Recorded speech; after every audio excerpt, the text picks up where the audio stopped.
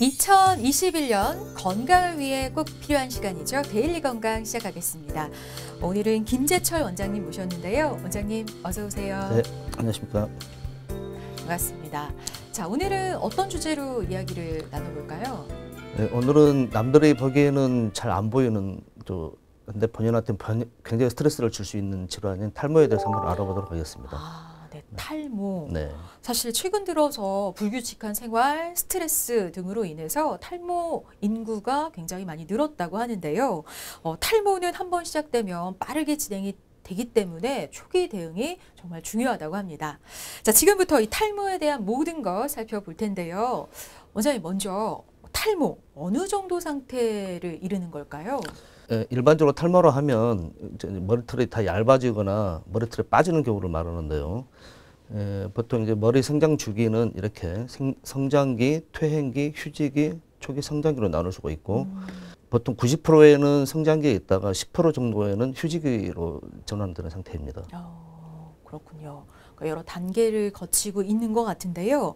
자, 근데 머리카락은 사실은 원래 빠지는 만큼 자라면 되는 건데 사실 그것보다 이제 더 많이 빠지면 탈모가 그렇죠. 네, 되는 그렇습니다. 건가요? 네, 그렇습니다. 보통 일반적으로 하루에 한 50개에서 60개 정도 빠지는 게 정상인데요. 한 3일 정도 토탈 이렇게 평균을 내가지고 100개 이상 빠지면 탈모로 전환할 수 있겠습니다. 네. 자, 근데 이런 탈모 때문에 고민하는 분들이 굉장히 많이 늘고 있다고 하는데 이 관련해서 뭐 통계가 좀 나와 있을까요? 예. 자, 그림을 보시면 탈모 환자는 매년 증가를 하고 있습니다. 그래서 작년 기준으로 보면 23만 3,628명으로 되어 있습니다. 네. 이는 2015년 통계에 비하면 12% 정도 증가하고 있고요. 매년 이렇게 증가 추세에 있다고 보겠습니다. 그렇군요. 그러니까 굉장히 증가하고 있는 추세를 보이고 있는데요. 네. 근데 사실 지금 방송 보고 계시는 분들 중에서도 나도 혹시 탈모 아닌가 좀 긴가민가 하시는 분들도 계실 것 같아요. 자기가 스스로 탈모임을 좀 체크해 볼 수 있는 자가 진단 뭐 이런 기준이 있을까요, 선생님? 통상적으로 이제 일단 본인이 그걸 제일 잘 느끼죠. 일단 머리털이 얇아지거나 이제 머리털 많이 빠지는 경우는 들 수가 있는데요. 일반적으로 집에서 테스트할 때 보시면 머리를 이제 저희들이 이게 동시에 잡았을 때 머리가 가늘어지거나 특히 이 뒷머리는 머리가 안 빠지는 부위거든요. 후두 부는. 근데 후두 부위가 이제 얇아질 때는 탈모를 의심해 봐야 되고요.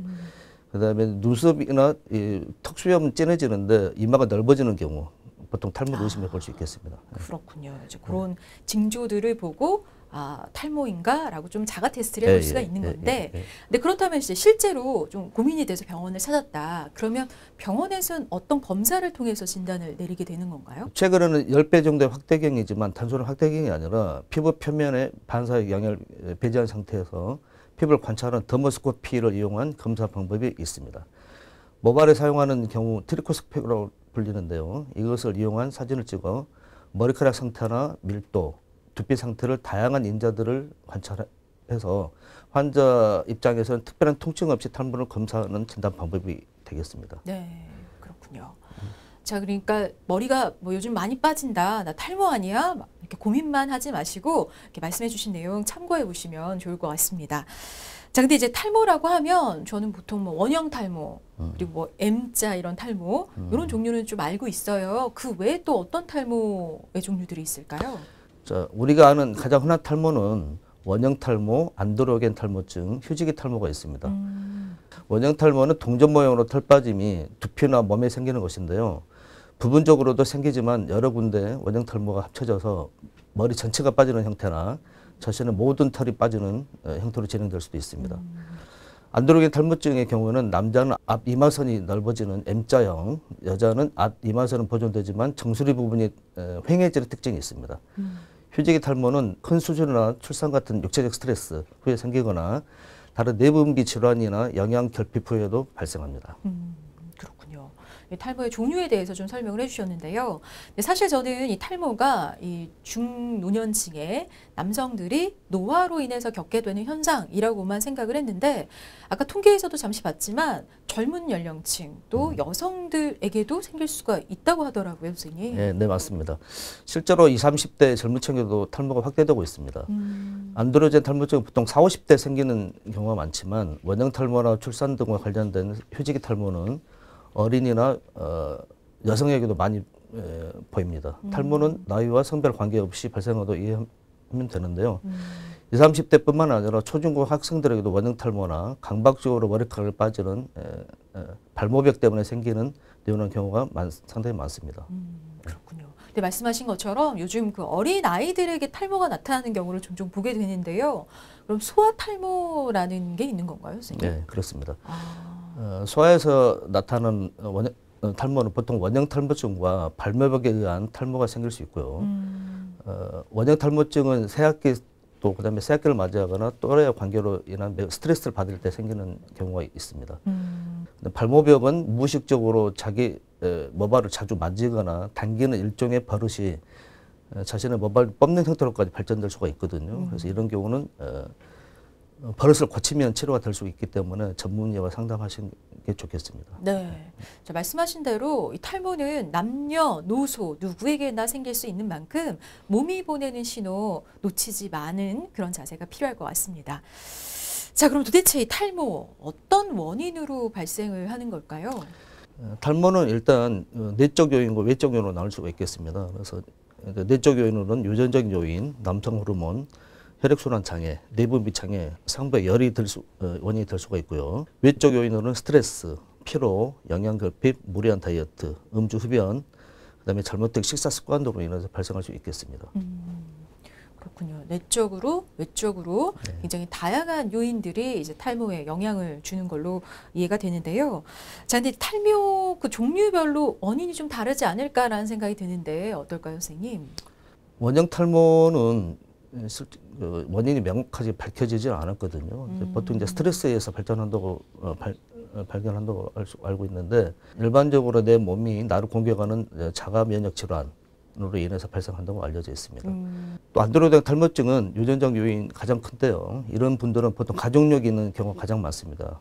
그리고 휴지기 탈모는 아까 말씀드렸다시피 스트레스, 수술, 그다음에 영양 부족과 연관하는 경우가 많습니다. 그 외에도 우리가 나이 들면서 모발이 얇아지는 경우가 이제 흔히 있죠. 그렇군요. 그러니까 종류별로 원인도 좀 다양하게 나타나는데 탈모라고 하면은 사실 유전적인 영향을 많이들 떠올리시거든요. 실제로 유전적인 영향은 어느 정도나 될까요, 선생님? 일단 남성 및 여성 탈모증은 유전적 요인이 큽니다. 그래서 하지만 유전적 요인이 있다고 해서 반드시 탈모가 있는 것은 아니고요. 유발균이 동반됐을 때 진행되게 됩니다. 그래서 유전과 관련 있는 것은 남성형 탈모인데요. 우리나라에서 성인의 20% 정도가 가지고 있습니다. 이것은 주로 부모 중 한쪽에만 있어도 유전이 되는 상염색적 우성 양상을 띠게 되는데요.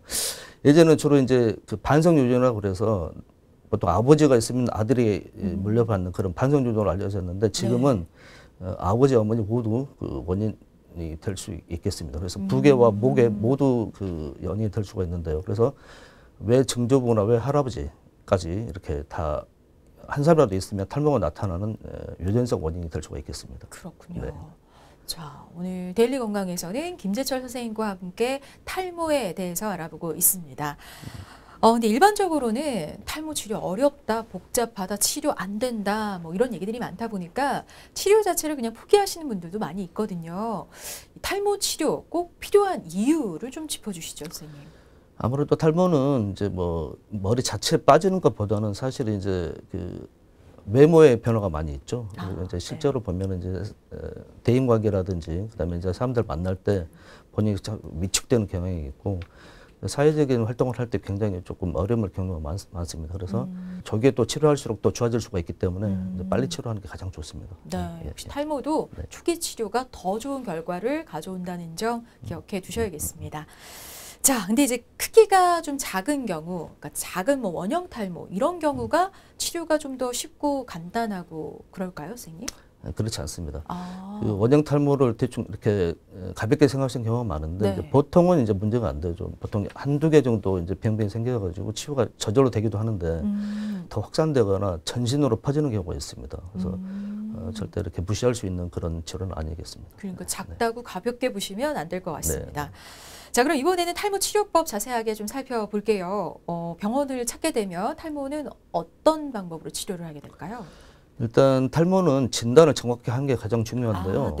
내용을 하면 일단 이제 병적인 탈모가 있는지 어떤 형태의 탈모인지 이제 진단을 먼저 하죠. 그래서 원형 탈모의 경우에는 동반 자가 면역 질환이 동반할 수 있기 때문에 아까 제가 말씀드렸다시피요. 피검사나 갑상선 검사, 자가 면역 항체 검사 등이 있거든요. 그것을 네. 이제 검사를 실시하게 되고 피검사를 실시하게 되고요. 탈모 형태에 따라 모낭 확대경이나 피부 조직 검사까지 시행하는 경우도 있습니다. 원형 탈모의 경우에는 침범 면적에 따라 바르는 약만 연고만 처방하기도 하고 바르는 약과 주사 치료를 같이 병행하는 경우도 있겠습니다. 네. 안드로겐 탈모증은 남성 호르몬의 일종인 DHT, 디하이드로 테스토스테론이라고 그러죠. 때문에 발생하는데 이 호르몬은 이제 모발을 축소시키고 그다음에 머리를 가늘게 만드는 효과가 있습니다. 이를 억제하기 위해 약물 치료와 바른 약을 사용하게 됩니다.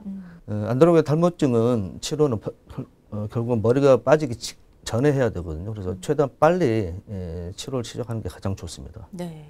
그렇군요. 자, 근데 흔히 뭐 이제 탈모약 좀 독하다, 부작용이 심하다 이렇게들 많이 알고 있거든요. 실제로도 그런가요, 선생님?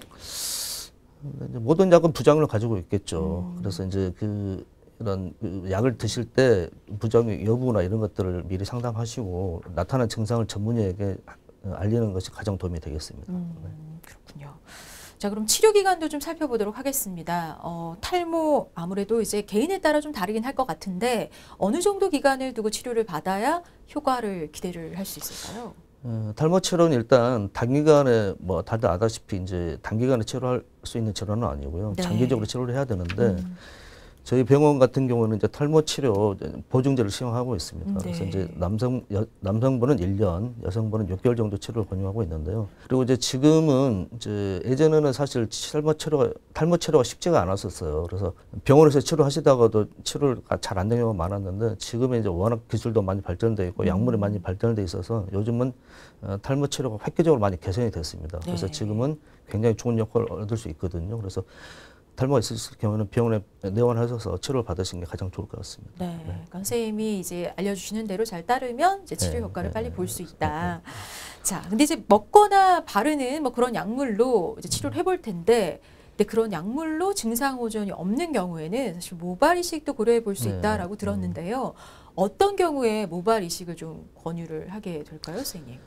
보통 이제 남성이나 여성의 탈모에서 탈모 치료 효과를 못 보는 경우도 있거든요. 그리고 이제 원형 탈모증도 보통 이제 모발 이식은 안 하는데 전신으로 퍼지거나 아니면 눈썹이라든지 이제 턱수염이라든지 이게 노출되는 경우에는 모발 이식을 고려해 볼 수 있겠습니다. 그렇군요.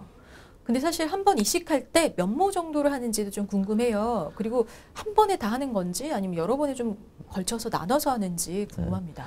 일단 한 번 하는 게 원칙이고요. 이제 한 번에 심을 때는 보통 이제 3,000개에서 4,000개 정도 심고 있거든요. 근데 이제 요즘 비절개식 모발 이식술 경우에는 8,000만 개도 심고 있습니다. 그래서 보통 치료 시간은 보통 4~5시간 걸리고요. 효과는 1년에서 1년 후에 나타나게 됩니다. 왜냐하면 이제 보통 한 달에 1cm 정도씩 자라기 때문에 보통 10cm 잡으면 10개월 정도 걸리겠죠. 네. 그리고 이제 여러 번에 걸쳐서 하는 것보다는 한 번에 시행을 하고 있고요. 그다음에 이제 탈모가 자체가 또 진행성 질환이기 때문에 또 이제 나이 들어서는 1, 2회 정도 더 추가로 시술이 필요할 수도 있겠습니다. 그렇군요. 자, 근데 먹거나 뭐 바르는 약도 그렇지만 모발 이식에 대한 부작용을 좀 염려해서 고민하시는 분들도 많이 있거든요. 모발 이식 후에 생길 수 있는 부작용, 문제 뭐 이런 것도 좀 한번 짚어주시죠. 한마디로 정리하자면 부작용이 그렇게 크지는 않습니다. 수술 후 염증 가능성이 있고 그다음에 일반적인 통증이 있을 수가 있겠죠. 근데 이제 그리 자주 있는 경우는 아니고요. 수술 시 두피를 머리에 떼어내야 하므로 국소 맞추는 동안 치과에서 국소 맞추는 정도의 통증이 있을 수 있고 시술 후는 이식받는 부위가 전반적으로 붉게 표시가 나고 얼굴이 2, 3일 정도 부을 수가 있습니다. 되게 심한 부위는 통증이 없으나 후두부의 꿰맨 부위에는 통증이 좀 있을 수가 있습니다. 그리고 아부는 과정에서 출혈이 발생할 수도 있고 그래서 드레싱이나 이런 것들 잘 체크해서 해야 되겠습니다. 네.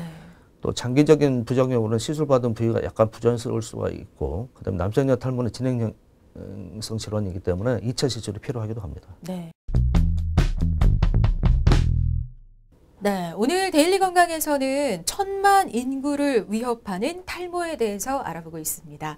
근데 유독 이 탈모는 속설이 참 많더라고요. 그래서 특별히 좀 준비를 했습니다. 팩트체크, 오해와 진실.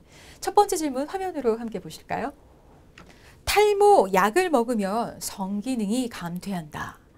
맞아요. 탈모약에 대한 뭐 부작용 걱정하시는 분들 많은데 특히 성기능 부분에 대한 걱정, 목소리 많이 들어봤거든요. 실제로 그런가요? 아니면 오해일까요? 정답은 세모입니다. 네. 제일 많이 고민하는 부분이 탈모를 먹으면 성기능이 100% 감퇴한다라는 말이 있는데 이건 잘못된 보고입니다. 탈모약이 이제 드문 경우에 이제 부작용으로 남성 성기능 저하를 유발할 수 있는데 100분의 1 정도로 아주 작고요. 혹 증상이 있더라도 초기 3개월 정도만 지나면 서서히 없어지는 경우가 많습니다.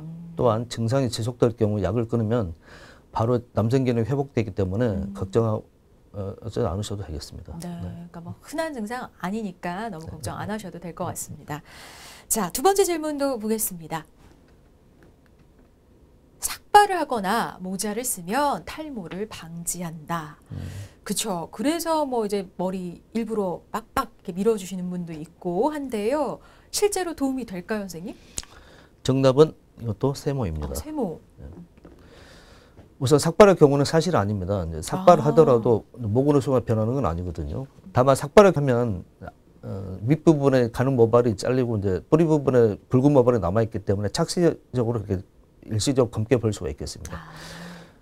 모자는 머리카락을 보호한다는 것은 사실입니다. 탈모 시에는 이제 두피가 이제 모발을 보호하는 역할을 감수하기 때문에 모자로 자외선이나 추위를 막아주는 것이 좋습니다. 다만 너무 꼭 끼는 모자를 쓸 때는 혈액순환이 이제 장애를 일을 수 있기 때문에 헐렁한 모자를 착용하고 가끔씩 통풍을 위해 모자를 벗어주는 것이 좋습니다. 그렇군요. 그러니까 삭발하는 것은 탈모 방지와는 아무 상관이 없고 모자는 뭐 어느 정도 좀 도움이 될 수도 있다라고 말씀해 주셨습니다. 자, 그러면 세 번째 질문도 살펴보겠습니다. 미세먼지는 탈모의 원인이 될 수 있다. 그렇죠. 미세먼지가 뭐 심신에 굉장히 여러 부분에 악영향을 미치는 걸로 보고가 되고 있는데 탈모에도 영향을 줄지 궁금한데요. 올까요? X일까요, 선생님? 네, 정답은 O입니다. 어느 정도 맞는 말입니다. 대기 오염 중에 이제 포함된 미세먼지는 피부에 산화 스트레스 유발할 수가 있고요. 염증 물질을 분비시켜서 피부를 이제 구성하는 성분인 콜라겐을 분해하는 것으로 알려져 있습니다. 결국 두피의 노화를 유발하게 되죠. 그래서 담배 연기 또한 같은 원리로 탈모를 유발하기 때문에 주의하실 것이 좋습니다. 황사가 심할 경우에는 머리를 자주 감아 청결한 상태를 유지하는 것이 가장 좋겠습니다. 그렇군요. 자, 이렇게 탈모에 대한 궁금증들 좀 풀어봤는데요. 오해가 어느 정도 풀리셨는지 모르겠습니다. 자, 그럼 계속해서 이제 탈모에 대해서 궁금한 시청자의 사연을 좀 모아봤습니다. Q&A 닥터에게 물어봐 코너 이어가 볼 텐데요. 화면으로 시청자 사연 만나보시죠. 요즘 스트레스를 많이 받아서 그런지 자꾸 머리가 빠져요. 다들 탈모 샴푸가 좋다고 해서 하나 구매하려고 하는데요. 막상 사려고 하니 정말 효과가 있는지 궁금합니다. 탈모 샴푸, 탈모에 정말 도움이 되는 게 맞을까요? 라고 물어보셨네요. 사실 저도 눈여겨보고 있거든요. 시중에 뭐 탈모라는 이름의 샴푸들이 정말 많이 나오는데 실제로 좀 도움이 될까요, 선생님? 샴푸는 분명한 효과는 있습니다. 단 자기에게 잘 맞는 샴푸를 골라서 쓰는 게 가장 중요한데요. 자기의 머리가 지성인지 건조한 타입인지 아니면 섞여 있는 타입인지를 보고 그런 것이 중요합니다. 샴푸는 지성용인지 건조용인지 쓰는 것에 용도가 다 나와 있습니다. 이걸 참조하시면 되겠고요. 이도저도 잘 모르겠다 싶으면 중성 타입의 샴푸를 쓰는 것이 가장 좋습니다. 샴푸를 잘 보시면 계면활성제 유무가 나와 있는데요. 보통 이제 그 이름을 잘 모르실 거예요. 설페이트 계통을 쓰지 않으시면 되겠습니다. 그래서 이런 성분이 들어가는 샴푸는 쓰지 않는 것이 좋겠습니다. 네, 그렇군요. 그러니까 그런 성분들 잘 보시고 두피 타입에 맞춰서 잘 고르시는 게 중요할 것 같습니다. 자, Q&A 닥터에게 물어봐 두 번째 사연도 만나볼까요? 탈모가 심각한 상황인데요. 막상 치료를 받으려고 하니 치료비가 걱정이 됩니다. 탈모도 보험 처리가 되는지 알고 싶어요. 라고 물으셨네요. 이거 저도 되게 궁금하네요. 탈모라고 하면 사실 좀 치료비가 비싸다는 생각으로 머뭇거리시는 분들 많을 텐데 보험 처리가 되나요, 선생님? 탈모 치료는 아쉽게도 보험 처리가 되지 않고 있습니다. 다만 원형 탈모는 경우에 한해서는 이제 보험 적용되고 있습니다. 그렇군요. 그래서 원형 탈모는 보험 처리가 된다. 기억해 두시면 좋겠습니다. 자, 이렇게 시청자분들이 탈모에 대해서 보내주신 궁금증까지 풀어봤습니다. 자, 이제 마지막으로 예방법을 좀 알아볼까 싶은데요. 실제로 이제 진행 중인 탈모를 완화하거나 탈모를 예방할 수 있는 뭐 생활에 좋은 습관 이런 거 있으면 좀 짚어주시죠. 우선 자가진단이나 민간요법 시행하지 않는 것이 좋습니다. 예를 들어 빗으로 두피를 자꾸 두드리시는 분들이 있는데 마사지를 한다고요. 그건 오히려 피지 분비를 자극시켜가지고 피부가 두꺼워지면서 탈모가 유발되는 경우가 있습니다. 그래서 주의하셔야 되겠고요. 전신질환 및 스스로 머리카락을 뽑는 발모벽 등은 정신적 문제도 원인이 될 수 있으므로 정확한 진단을 받은 후 치료받아야 합니다. 네.